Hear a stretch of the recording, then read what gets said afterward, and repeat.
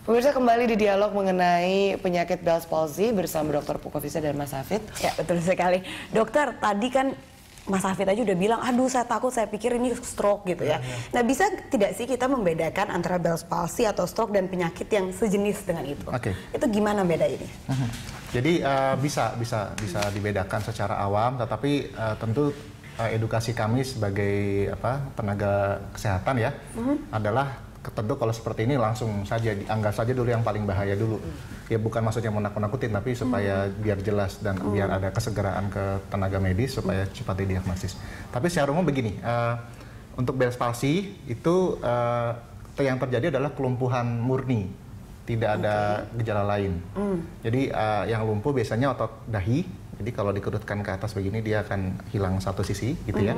Kemudian mata, jadi gerakan membukanya oke, tapi gerakan menutup matanya akan tertinggal di satu sisi. Kemudian senyuman ya akan hilang satu sisi, jadi hanya begini saja ini hilang. Lalu di otot telinga yang dia fungsinya meredam getaran tulang telinga. Jadi telinga kita kan ada tulang-tulang pendengaran itu diredam oleh dia. Nah, tapi tetap bisa mendengar ya? Mendengar bisa, tidak justru terganggu pendengaran. Justru adalah sensitif. Jadi kalau ada suara keras, jadi kalau ada suara keras itu sebenarnya di telinga kita tuh ada rem. Jadi ada kan sebenarnya suara kan dihantarkan dalam bentuk getaran seperti ini sama tulang-tulang pendengaran. Itu ada ototnya yang seperti menjaga supaya remnya blong kalau misalnya gitu, sehingga kalau suara keras akan dipersepsi oleh pasien sebagai sakit, dia nggak akan nyaman. Nah itu hanya itu saja, sama senyuman itu tadi yang tadi gembungin pipi segala macam.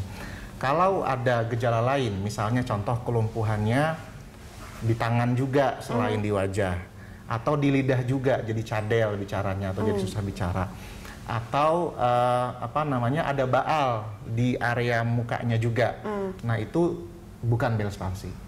Itu bukan Bell's palsy. Jadi lidah tidak termasuk ya? Tidak termasuk. Jadi hanya otot-otot di wajah selain lidah, ya selain lidah. Jadi otot-otot ekspresi biasanya untuk ekspresi wajah gitu, pipi dan. Karena tadi sudah sempat mengatakan dokter kalau ini sifatnya sementara ya, dan ini juga self-limiting disease yang ada beberapa orang justru tidak di-treat bisa sembuh sendiri. Iya betul. Tapi kita sempat lihat juga tadi di paket berita ya Ira ya, ada yang seumur hidup kelumpuhannya. Ini apa yang terjadi? Kesekian kecil persentase orang yang mengalami Bell's palsy kemudian harus lumpuh seumur hidup.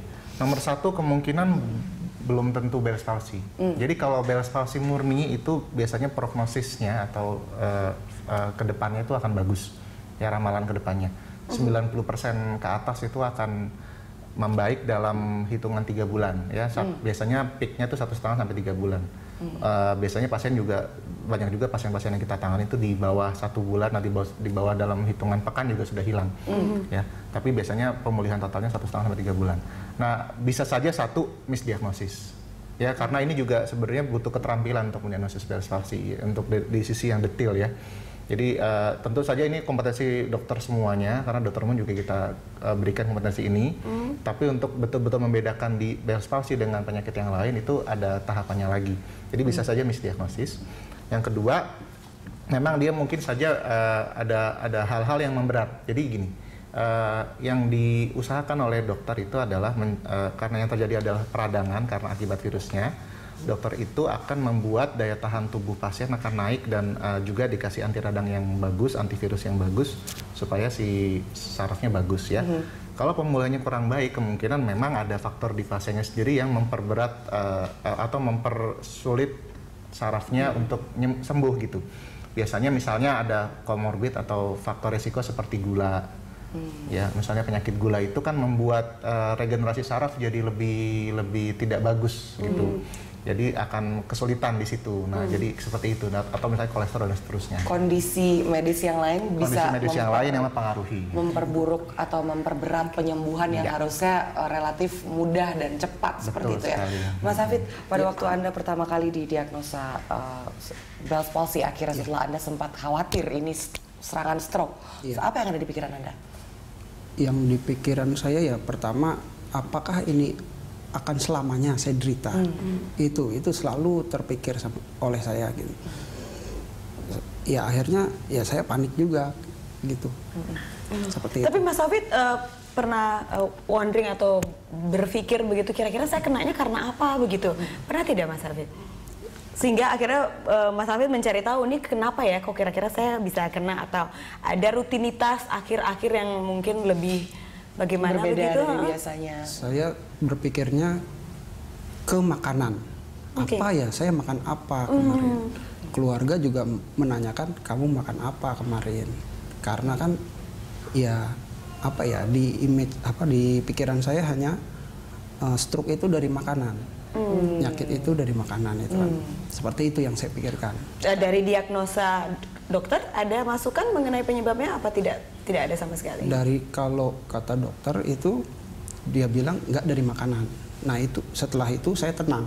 Bahkan dokter sendiri bilang kalau situ makan sate kambing pun nggak masalah, tapi kalau nggak mau biar saya aja yang makan.